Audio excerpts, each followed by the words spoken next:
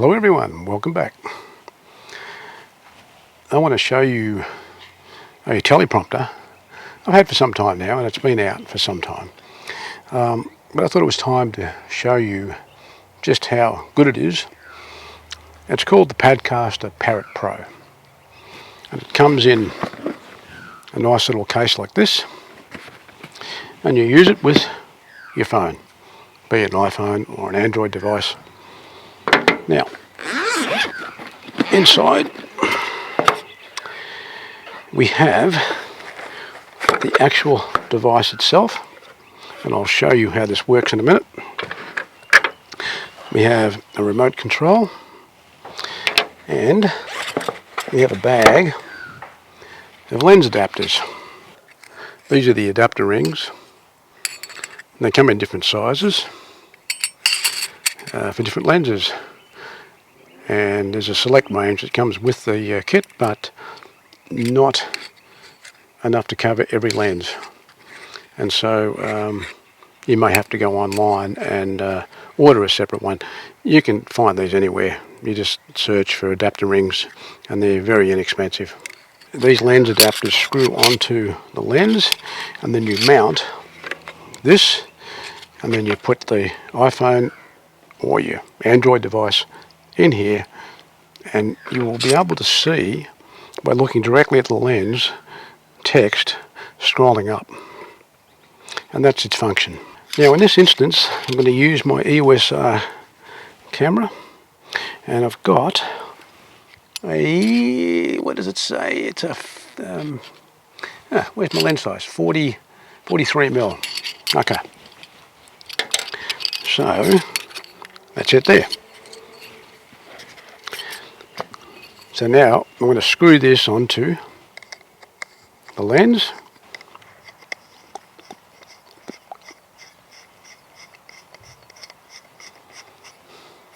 And then we're going to take the Padcaster, the Parrot Pro, just undo these hinges here so that can scroll out. You also take, at the back here, there's a protector, and you pull that out. Whoops, it's a little bit tight. There we go. And then what you do, this section literally slides over the ring.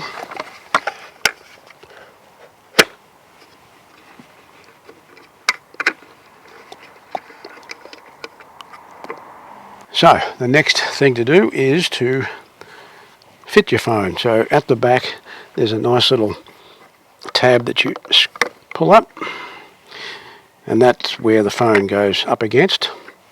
And at the front here you've also got another tab which goes up against the phone, and then underneath there's a knob. You undo it and you push that slider plate up on the bottom until it's holding the phone firmly, and then you just lock it up. You can take the phone in and out now, it's all set up. So when it comes to the apps that you can use with this, there are two. Well, there are more, but there are two that I like to use. So there's the Parrot app that you download from the App Store, and that's supplied by Padcaster themselves. And it's not a bad app, it's pretty straightforward. My only real complaint with it is the speed control is not as fine as I would like. Now the second app is called Teleprompter Pro, and I have to be upfront, it's not cheap. You can buy it outright, although it's probably better to subscribe and pay it either on a monthly or a yearly basis. But it is an awesome app.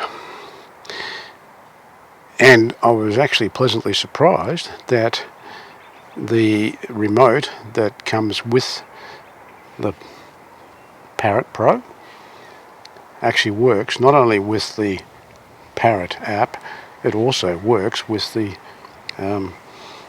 Teleprompter app. So that's, to me, a big plus. So as far as functionality is concerned, if we look at the Parrot app, and that's open now. As you can see, I've got two scripts there. If you click on the hamburger menu, you can go over to the side and things to change. And if you look at that one, that's mirror mode, and what that means is that when it's reflected on the glass, it will, if it's mirror mode's not on, it'll look back to front. If you put the mirror mode on, it will actually show up properly when you're looking at the lens. To be honest, I use all the default stuff other than that. If you're going to create a new menu, or sorry, a new script, you push the plus button, give it a name, I don't know, test, and then what you do is that if you've created your script in either Word document or on Notes or whatever, you go and copy it and just paste it back in here. Now I'm not going to worry about it. We'll just get out of that. And that's what I've done. There's the, as you can see, and that's important also that you set it to, so I'm going to turn this up the other way so that's better. So you set the text at the font size you want that works best for you, and that's what I've set mine at. And you do that through the hamburger app here. You can change the size of the fonts right there. I'm not going to worry about it. Okay, so I think we'll get out of that app, and I'm now going to open up the Teleprompter app, which is right next to it. Now I've got a whole heap of scripts in here. Oh, that'll do. Now this is much the same. It has, you can edit the script with this. You can go in and actually change the scripts out on the run. We'll turn it over so it's doing that. So you can start the app, and you've got a little rabbit thing here in tortoise, and this you can actually control the speed. And as I said, in this app, this is far more, it's a finer control. And there's a lot more you can do with this app, but I'm not going to go into it because it's much the same as the other one. You import files from either Word or from Notes or whatever, and it literally creates the text and then you format it the way you want in respect to font size and so forth. And then, as you can see, if you put it in there, that actually shows up on the screen. Okay, I think that will do that. And as I pointed out, you can actually use this little remote on both apps, which is a pleasant surprise. Oh, and there's one other thing I just remembered. With the Teleprompter app, you can control it with your Apple Watch. If you go to the App Store on your watch, you can download the Teleprompter app, and you can literally control, you can have it start and stop it, and you can control the speed, and you can also tell it to go back to the front or right to the back. That's great functionality. Okay, I think we'll now show you how it works. So before we go any further, I'm going to explain to you how this remote works.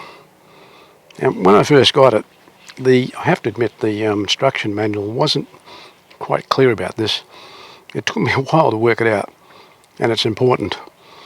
The little on-off button up here, you have to hold down for at least 5 seconds, which I'm doing now, before the light lights up.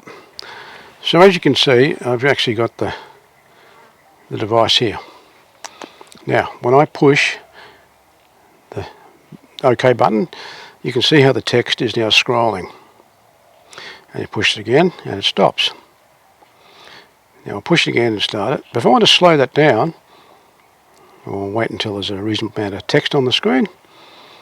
And now, by pushing the arrow here, that slows it down. And I can speed it up by little increments by pushing that. And I can see how it's getting faster and faster? Same thing. Slowing down. And you can skip through and go backwards using these buttons here.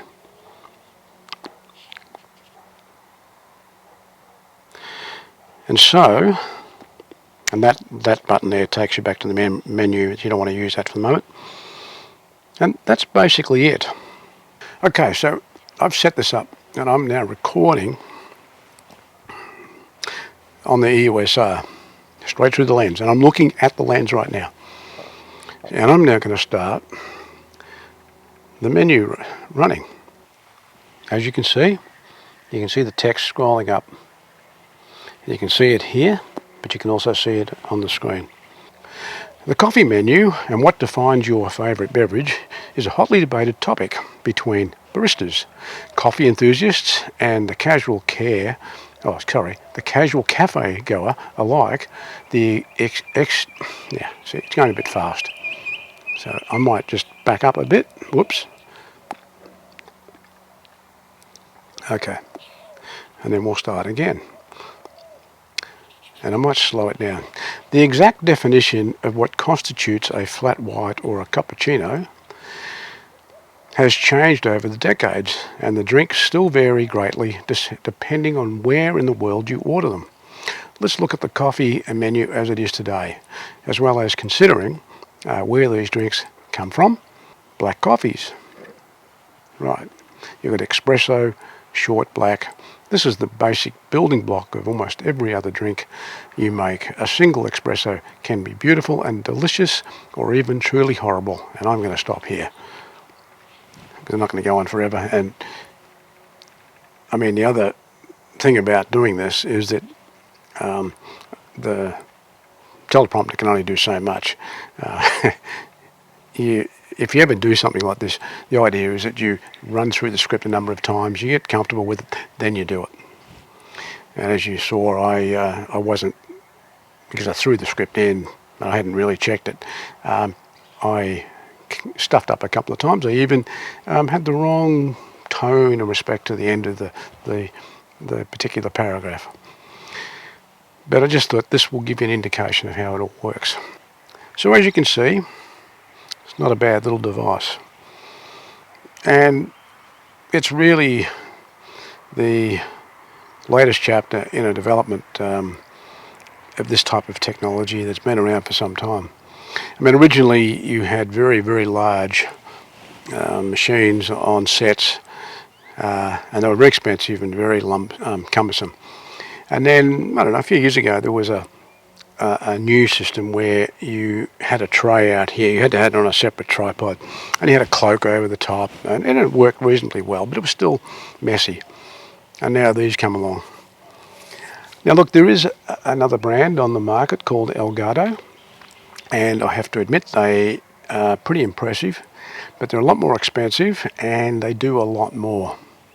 But if you want something that's inexpensive, that is a good quality product, this Padcaster Parrot Pro, I honestly believe you can't go wrong. I mean, it's I think it's roughly $230 or $240 US.